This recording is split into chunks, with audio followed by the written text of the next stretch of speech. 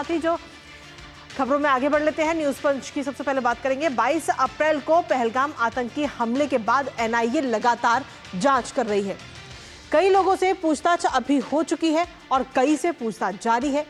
Team हमले से जुड़े हर एंगल पर जांच पड़ताल कर रही है। वहां मौजूद लोग, जो टूरिस्ट वहां पहुंचे थे, जो स्थानीय लोग वहां पर थे, खच्चर वाले, टूर ऑपरेटरों से, एडवेंचर कराने वाले लोगों से, कुल मिलाकर टीम इस समय हर दिशा में जांच कर रही है।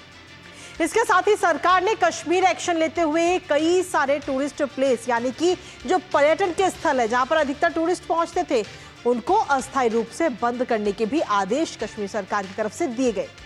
आखिर किन किन जगहों को अस्थायी तौर पर बंद किया गया है, बताएंगे विस्तार से आपको, साथ ही करेंगे चर्चा अपने संवाददाता से। उससे पहले आपको दिखाते हैं एनआईए ने किस तरह रिक्रिएट किया पूरा क्राइम सीन।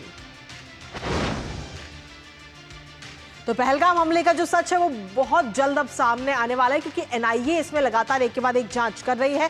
हर एंगल से ये जांच की जा रही है और इस हमले का पूरा जो क्राइम सीन है उसको रिक्रिएट भी किया गया है। आतंकियों के जो सबूत है उनको हर कोने से वहां पर इकट्ठा करने की कोशिश एनआईए कर रही है। जिस जिस जगह पर आतंकी मौजूद थे, जो जो चीज़ें बताई जा रही हैं, उनके लिहाज से एक एक जगह से चीज़ों को लिया जा रहा है, इकट्ठा किया जा रहा है। इसके साथ ही टूर ऑपरेटर जो टूर ऑपरेट कराते हैं तमाम लोगों के साथ में, उनसे भी एनआईए पूछताछ कर रही है। इसके साथ ही जिप ऑपरेटर को भी आज पूछताछ के लिए बुलाया गया है। ये वही जिप ऑपरेटर है जिसकी तस्वीर भी हमने आपको दिखाई थी, वीडियो हमने आपको दिखाई थी, जो जिप लाइन पर एक व्यक्ति को भेजने से पहले अल्लाहू अकबर का नारा लगाता हुआ नजर आया था और 3 बार ये नारा लगाया गया, जिसके बाद में गोलीबारी वहां पर चालू हुई थी। तो सीधे तौर पर अब जिप ऑपरेटर को भी बुला लिया गया है और अब उससे भी जांच होगी, पूछताछ होगी। लेकिन इसके साथ ही अगर हम देखें तो इस पूरे मामले में एनआईए इस वक्त कई सारे सवालों के जवाब तलाशने की कोशिश कर रही है। आखिर कौन कौन से वो सवाल है, एक बार उस पर भी नजर डालते हैं। सीधे तौर पर हमले के समय कितने फोन और किस किस नेटवर्क के फोन उस पूरे एरिया में मौजूद थे, कुछ किलोमीटर के दायरे में, इसकी जांच पड़ताल इस वक्त एनआईए कर रही है। इसके साथ ही आपको बता दें कि फोन से उस दौरान कहां पर बात हुई है, ये भी जांच की जा रही है। खच्चर चलाने वाले लोगों के जो पुराने संपर्क है उनको भी खंगाला जा रहा है, उनकी पूरी तलाशी ली जा रही है कि आखिर किन किन के ये संपर्क में थे। साथ ही खंगाली जा रही है लोकल लोगों की आपराधिक कुंडली, जो वहाँ के स्थानीय लोग हैं उनकी आपराधिक कुंडली क्या क्या है, किस किस में वो शामिल रहे। इन तमाम चीज़ों को लेकर हर एंगल से इस वक्त एनआईए लगातार जांच कर रही है। तमाम लोगों से पूछताछ भी लगातार जारी है और आज क्राइम सीन को रिक्रिएट भी किया गया है। लेकिन इसके साथ ही राज्य सरकार की तरफ से एक बड़ा कदम भी उठाया गया पर्यटकों की सुरक्षा के लिहाज से। क्या है वो बड़ा कदम, उस पर भी एक नजर डालते हैं। कश्मीर में अस्थायी रूप से 48 पर्यटन स्थलों को इस वक्त बंद कर दिया गया है, यानी कि यहाँ पर अभी फिलहाल कुछ दिनों के लिए आवाजाही जो है पर्यटकों की वो बंद रहेगी, वो वहां पर नहीं जा सकते हैं। जम्मू कश्मीर सरकार की तरफ से ये बड़ा कदम उठाया गया है। पर्यटकों की सुरक्षा को देखते हुए ये बड़ा फैसला इस वक्त लिया गया है। हालांकि अगर हम कश्मीर की बात करें तो कश्मीर में कुल 87 पर्यटन स्थल इस वक्त हैं, जिनमें से 48 को बंद कर दिया गया है। और वो 48 कौन कौन से बंद हुए वो भी आपको बता देते हैं, जिसमें से एक है सूर्य मंदिर, दूसरा है तौसी मैदान, डूड पाथरी इनमें शामिल है। इन सभी को फिलहाल कुछ दिनों के लिए अस्थायी तौर पर अभी बंद कर दिया गया है। इसके साथ ही बौद्ध मठ, कोसरनाग और बंगस वैली को भी अस्थायी रूप से इस वक्त बंद किया गया है। हालांकि इस सूची में और भी कई सारे नाम इसमें शामिल हैं, लेकिन इसके साथ ही जो टूरिस्ट प्लेस जो है वो अभी ओपन है, वहां पर भी उचित सुरक्षा इस वक्त वहां पर भेजी गई है, ताकि जो पर्यटक वहां पर पहुंच रहे हैं उनकी सुरक्षा में कोई खामी ना हो। इसके साथ ही श्रीनगर हवाई अड्डे की अगर हम बात करें तो जो पर्यटक वहां पर पहुंचते हो उनमें संख्या में काफ़ी कमी इस दौरान देखने को मिली है इस हमले के बाद में। इसके साथ ही एनआईए की टीम और जो लगातार पुलिस बल है वो संदिग्ध घरों पर छापेमारी भी की जा रही है। कुल मिलाकर एक एक चीज़ पर नज़र इस वक्त एनआईए लगातार बनाए हुए है। हर एंगल से जांच की जा रही है, हर दिशा की तरफ से जांच की जा रही है। हमारे साथ हमारे सहयोगी संवाददाता अश्विनी मिश्रा और विशाल बैरिस्टर दोनों हमारे साथ जुड़ रहे हैं, सीधा उन्हीं का रुख करेंगे।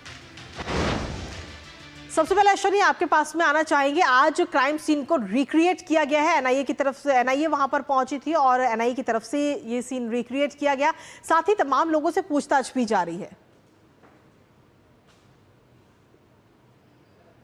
हाँ कृतिका, और ये पूरी हर खंगालने पर लगी है, हर उस एंगल को, हर उस कोने को, हर उस संभावनाओं को कि जिससे इस आतंकवादी हमले के बारे में सटीक जानकारी हासिल की जा सके। जैसा कि आपने बताया कि आज जो है रिक्रिएट किया है सीन जो है एनआईए ने कि किस तरीके से इस जघन्य हमले को अंजाम दिया गया।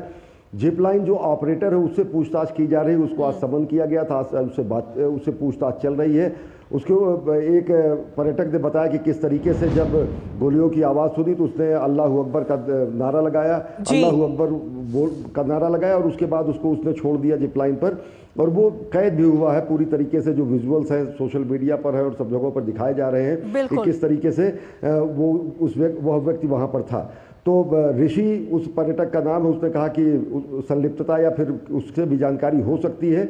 एनआईए को रडार पर ऑलरेडी था, मतलब ऑलरेडी ऐसे सभी लोग जो वहाँ पर, चाहे वो खच्चर वाले हो, चाहे वो घोड़े वाले हो, चाहे वो टूर ऑपरेटर हो, सबसे इनपुट लिया जा रहा है, जानकारी ली जा रही, चश्मदीदों के बयान लिए जा रहे हैं। चश्मदीदों से जाना जा रहा है कि किस तरीके से इस जघन्यतम हत्याकांड को, हमले को, आतंकी हमले को अंजाम दिया गया। और उसके अलावा महत्वपूर्ण बात यह है कि कितने फ़ोन वहाँ पर उस समय बातचीत जब हमला चल रहा था, तो क्योंकि लंबे समय तक ये हमला चला, तो कौन कौन से फ़ोन उस समय एक्टिव थे, कौन कौन से फ़ोन से कहाँ कहाँ बातचीत हो रही थी। आशंका इस बात की भी है कि आतंकवादी जो है वो सैटेलाइट फ़ोन का इस्तेमाल कर रहे थे। और इसके अलावा जो वहाँ के टूर ऑपरेटर्स हैं, जो वहाँ के और स्लीपर सेल के लोग हैं, वो चिन्हित किए गए हैं। एनआईए ने पूरे के पूरे आतंकवादियों की एक लिस्ट बनाई है, स्लीपर सेल की लिस्ट बनाई है, ओवरग्राउंड वर्कर्स की लिस्ट बनाई है। उसको स्थानीय पुलिस और अन्य जाँच एजेंसियाँ जो सहयोग कर रही हैं उनसे पूछताछ भी की जा रही है। अब तक बहुत सारे लोगों से, हज़ारों की संख्या में लोगों से पूछताछ की गई है, चश्मदीदों से उनसे बयान लिए गए हैं। जिपलाइन जो ऑपरेटर था उससे आज पूछताछ चल रही है। तो हर एंगल से, हर तथ्य को अन्वेषण करके एक निश्चित निष्कर्ष पर पहुंचने के लिए एनआईए पूरी कोशिश कर रही है। कृतिका बिल्कुल, और इस हमले से जुड़ा हुआ जो सच है वो बहुत जल्दी हम सभी के सामने भी होगा। एनआईए लगातार इस मामले में जांच कर रही है। हमारे साथ हमारे सहयोगी विशाल बैरिस्टो भी इस वक्त लगातार बने हुए। विशाल, इस आतंकी हमले के बाद में अगर हम देखें तो कश्मीर में इस वक्त राज्य सरकार की तरफ से बड़ा एक्शन लिया गया, बड़ा कदम उठाया गया और 48 जो टूरिस्ट प्लेस हैं उनको फिलहाल अस्थायी तौर पर बंद कर दिया गया है। कृतिका, बिल्कुल ठीक कहा आपने, लेकिन मैं एक क्लैरिफिकेशन देना चाहता हूं कि ये जो 48 टूरिस्ट डेस्टिनेशंस हैं, ये रिमोट डेस्टिनेशंस हैं, तो इनको सिक्योरिटी की नज़र से इनको अभी बंद किया गया है, क्योंकि इन्वेस्टिगेटिंग एजेंसीज को ये खबर है कि इन डेस्टिनेशंस पर आतंकवादी छुपे हो सकते हैं या ओवरग्राउंड वर्कर्स छुपे हो सकते हैं। मैं इस वक्त हूँ डाचिगाम नेशनल पार्क पे, जो अपने हंगुल हिरन के लिए जाना जाता है। मेरे साथ कुछ टूरिस्ट हैं जो कि कलकत्ता से आए हैं। मैं आपको ये भी बता दूं कि टूरिज्म बंद नहीं किया गया है, टूरिज्म लगातार जारी है, लेकिन सुरक्षा की दृष्टि से कुछ डेस्टिनेशंस को बंद किया गया है। क्या नाम है आपका?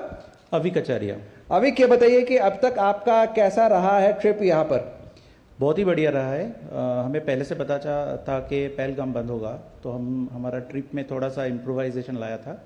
पहलगाम हम कैंसिल करके हम सोनमार्ग में 2 दिन एक्स्ट्रा स्टे किए थे।